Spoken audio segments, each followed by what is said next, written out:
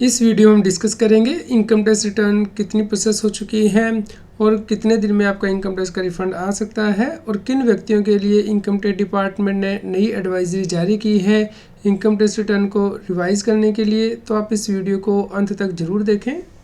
CS Satbir Singh YouTube channel पे आपका स्वागत है। इनकम टैक्स के रेगुलर अपडेट के लिए आप हमारे यूट्यूब चैनल को सब्सक्राइब कर लें। नंबर तक 8 करोड़ 24 लाख से ज़्यादा इनकम टैक्स की रिटर्नें फाइल हो चुकी हैं, 8 करोड़ 10 लाख से ज़्यादा वेरीफाई हो चुकी हैं और 7 करोड़ 69 लाख से ज़्यादा प्रोसेस हो चुकी हैं। इस प्रकार 95% रिटर्न प्रोसेस हो चुकी हैं, 5% पेंडिंग है। यदि आप ये डेटा 14 नवंबर से कंपेयर करते हैं तो आप पाएंगे कि 2,85,000 से ज़्यादा रिटर्नें एक दिन में फाइल हुई है, 2,59,000 से ज़्यादा रिटर्नें वेरीफाई हुई हैं और 52,000 से ज़्यादा रिटर्नें प्रोसेस हुई हैं। सरकार बहुत ज़्यादा टाइम ले रही है रिटर्न को प्रोसेस करने में। स्क्रीन पे देख सकते हैं कि डे वाइज कितनी इनकम टैक्स की रिटर्नें प्रोसेस हो रही हैं। जैसे कि आप यहाँ पे देख सकते हैं कि पिछले हफ्ते तक ज़्यादा कम रिटर्नें इनकम टैक्स डिपार्टमेंट के द्वारा प्रोसेस की गई हैं और टोटल 7 करोड़ 59 लाख से ज़्यादा इनकम टैक्स की रिटर्नें प्रोसेस की जा चुकी हैं। यदि आप पिछले 86 दिनों का डेटा देखते हैं तो 2 करोड़ 74 लाख से ज़्यादा रिटर्नें 86 दिनों में प्रोसेस हुई हैं।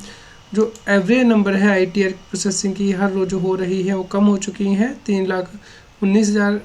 यहाँ पे आप देख सकते हैं कि अभी भी बहुत सी रिटर्नें पेंडिंग है, यानी कि ऑलमोस्ट 42 लाख रिटर्नें ऐसी हैं जो कि पेंडिंग है प्रोसेसिंग के लिए, जिसे कुछ और टाइम लगेगा प्रोसेस होने में।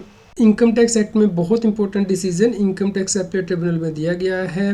यदि आप कोई कैपिटल गेन सेव करना चाहते हैं तो आप उसे इन्वेस्ट कर सकते हैं कैपिटल गेन अकाउंट स्कीम में, या फिर आप उसे इन्वेस्ट कर सकते हैं किसी हाउस की कंस्ट्रक्शन करने के लिए।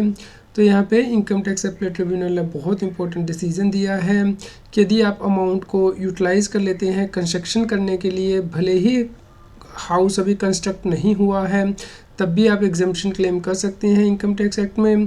तो इनकम टैक्स ऑफिसर ये नहीं कह सकता है कि अभी आपका हाउस कंस्ट्रक्ट नहीं हुआ है इसलिए आपको जो एग्जम्पशन है वो नहीं मिलेगी। तो यदि आप अमाउंट को यूटिलाइज़ कर लेते हैं कंस्ट्रक्शन के लिए तो आप एग्जम्पशन क्लेम कर सकते हैं इनकम टैक्स एक्ट में। तो चैनल के मेंबर इस जजमेंट को YouTube channel CS Satbir Singh पे कम्युनिटी टैब के अंतर्गत रेफर कर सकते हैं। यदि आपने members only video and case law के लिए सब्सक्रिप्शन लिया है, या आप हमें ज्वाइन कर सकते हैं। वीडियो के नीचे ज्वाइन बटन दिया गया है, आप इस चैनल की मेंबरशिप ले सकते हैं।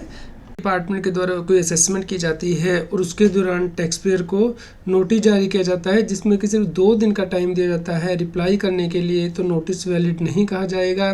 भले ही टैक्स पेयर ने इसका रिप्लाई कर दिया है, क्योंकि रिप्लाई उसने जल्दबाजी में किया है।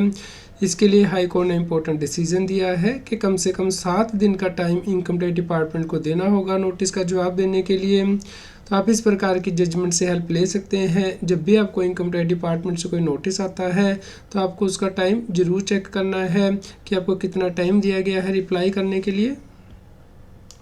यदि किसी टैक्स पेयर के पास फॉरेन एसेट है तो उसे अपनी इनकम टैक्स रिटर्न में से रिपोर्ट करना होगा। इसके लिए इनकम टैक्स डिपार्टमेंट ने इम्पोर्टेंट एडवाइजरी जारी की है।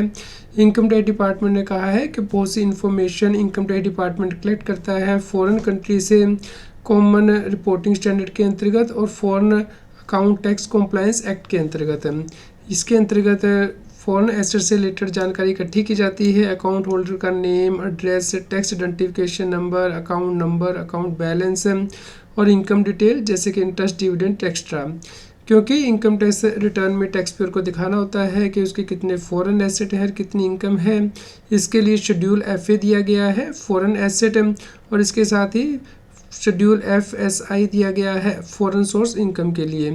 और आप शेड्यूल TR में टैक्स रिलीफ भी क्लेम कर सकते हैं यदि आपने फॉरेन कंट्री में कोई टैक्स पे किया है। तो इसलिए इनकम टैक्स डिपार्टमेंट ने एडवाइजरी जारी की है कि आपको अपने फॉरेन एसेट को डिक्लेयर करना होगा अपनी इनकम टैक्स की रिटर्न में। यदि आप ऐसा नहीं करते हैं तो आपको पेनल्टी पे करनी पड़ सकती है black money undisclosed foreign income and asset and imposition tax act के अंतर्गत। तो यदि आपने ये ऐसे डिक्लेयर नहीं किए हैं तो आप अपनी इनकम टैक्स रिटर्न को रिवाइज कर सकते हैं 31 दिसंबर तक। उम्मीद करते हैं आपके लिए यह न्यूज़ यूज़फुल रही होगी। कृपया लाइक करें और शेयर करें ताकि सभी लोगों तक ये जानकारी पहुंच पाए। यदि आपका कोई क्वेश्चन हो इनकम टैक्स से रिलेटेड तो आप हमें कमेंट करके ज़रूर बताएं। इनकम टैक्स की और अधिक जानकारी के लिए आप CS Satbir Singh YouTube channel पर जाके प्लेलिस्ट में जाके टॉपिक वाइज प्लेलिस्ट देख सकते हैं। कि इनकम टैक्स में कौन से नए बदलाव हो रहे हैं, जैसे कि इनकम टैक्स अपडेट के अंतर्गत या फिर डायरेक्ट टैक्स कोड के अंतर्गत। रेगुलर टैक्स अपडेट के लिए इस चैनल को सब्सक्राइब करें। आप हमें telegram app CA Satbir Singh tax hill पे ज्वाइन कर सकते हैं ताकि आप जीएसटी और इनकम टैक्स के रेगुलर अपडेट अपने मोबाइल पर ही प्राप्त कर सकें।